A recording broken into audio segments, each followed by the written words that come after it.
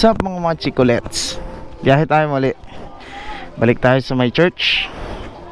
Kasi ngayon ay Sunday at kailangan nating mag-churchable. Yeah. Gamit ulit natin ng walang papel na motor. Ang dumi ng ano ko. Dumi ng side mirror ko. Yan. Painitin muna natin yung motor para all goods. At naalog ang aking camera. Medyo maluwag na naman. Kailangan na naman ayusin. Sagabal talaga tong mic. Suggest nga kayo guys saan ilalagay yung mic. Hirap hanapan ng lugar. What's up? Good morning everyone. This is Chicolet. Samahan nyo ako ngayong araw. Biyahe tayo.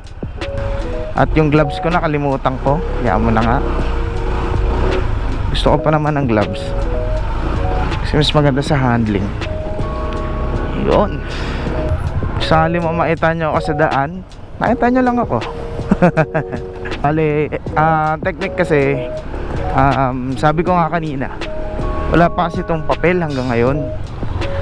Kahit ginagamit ko kasi nga yung luma kong motor na si which is yung luma kong motor na si Rida may sira pa hanggang ngayon. Parang nagkaroon ng hagok tapos di na siya andar. So ang nangyari, tambak siya ngayon. Bukas pa siya pupuntahan ng mekaniko namin at aalamin pa. So far ang technique natin dito pag bumabiyahe is magpa-scout muna tayo. Yung papa, shoutout sa papa ko, nag-scout siya kanina, kaka-scout niya lang.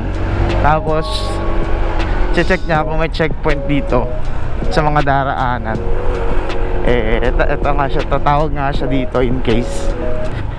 Yan. Okay, goods. Wait natin yung call ni papa sa baba kung magkakaroon ng huli. Then, di tayo tutuloy. If ever man na walang huli, tuloy tayo. Yun, ito wala nga siya. Walang huli ulit dito. So, yeah, diretso tayo. So, hintay ko pa yung tawag ni papa. Hanggang ngayon, di ba siya natawag? Pata siya nakakarating sa baba. Mamaya pag-uwi, papa-scout din tayo mamaya sarap talaga gamitin na ito. Tamang banker names ka, banker. Parang minimex-mex ka. Meron lang problema yung helmet ko. Talagang mabigat na. Tapos medyo may problema pa yung mga salamin kasi ang dami ng gasgas. Kailangan ko nang bilihan ng bago. Kaya lang yung helmet ko out of stock naman ata ngayon. Out of stock na ng windshield. Pero hopefully meron pa rin sila. Sana. Tagal tumawag ni papa, makakarating na ako dun. So mamaya pag babiyahe kami pa uwi, magpapascout ulit. Nabanggit ko na ata kanina. At ako'y napuwing na naman. Ang sakit ng mata ko.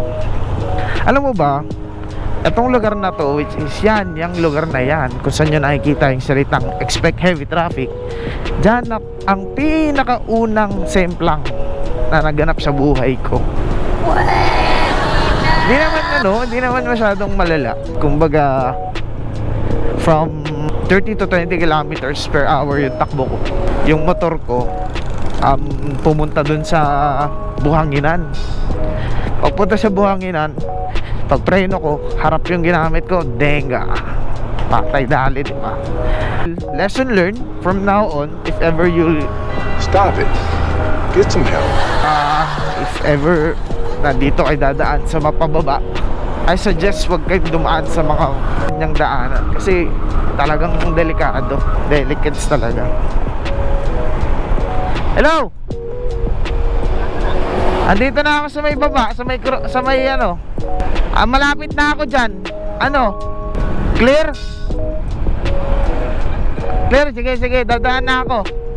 Yun, so narinig nyo nga mga chicolets. Clear nga, clear. Confirm, di ba? Na nagpa-site ako kung legit walang huli. Kasi kung may huli talaga, hindi tayo makakabiyahe. ma-impound yung motor natin. Ito nga yung sinasabi ng papa ko, itong lugar na to. Dito kasi madalas yung checkpoint nila. Pinutol na rin yung dito. Oopsie, maalog ito. Ma-traffic din pala. Hindi na pinadaan hindi na pinadaanan, pero pwede pa rin dumaan yung mga motor. So dyan tayo dadaan mamaya.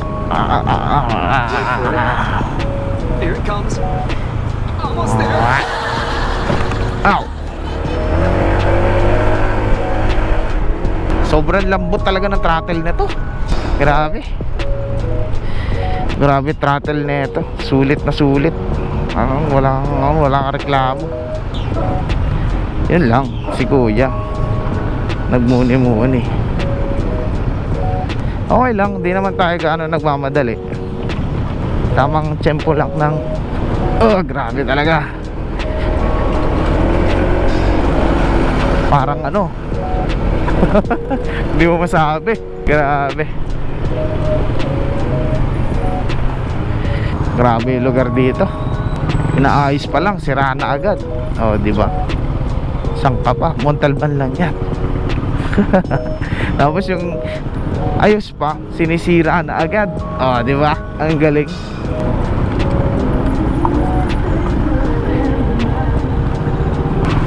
At may nakalimutan ata ako. Sana hindi ko maalala ko. Hindi ko naman tinanggal yung helmet, so meron pa rin helmet. Okay, pwede na yan. May helmet pa rin pala. Yung shoutout sa inyo. Magmahalang kayo ng lubos hanggang sa magpakailanman. Ay, nakakamiss na, chikolets.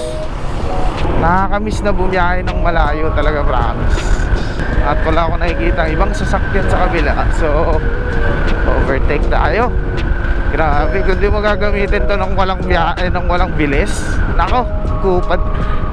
Ang pangit ng diva mo, ang pangit ng ADV mo. Bro, what are you Kung di talking mo about, man? gagamitan ng bilis talaga. Sobrang sulit kung papabilisin mo siya. Oops, nalaglag. Te, madumi na yan, te.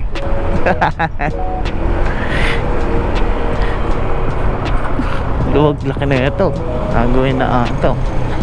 Car wash mode. Eto na tayo, nandito na tayo. Mamaya na ulit.